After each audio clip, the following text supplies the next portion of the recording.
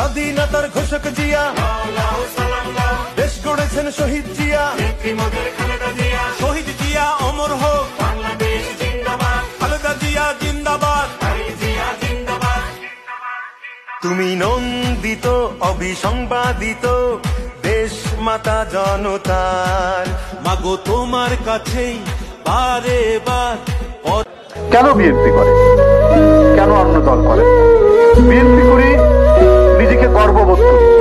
মামলা হামলা, কারাগারে যাওয়া, নিপীড়ন নির্যাতন, রিমান্ডে থাকা, জীবন কাটে যুদ্ধ করে, প্রাণের মায়া সঙ্গ করে, জীবনের স্বাদ নাহি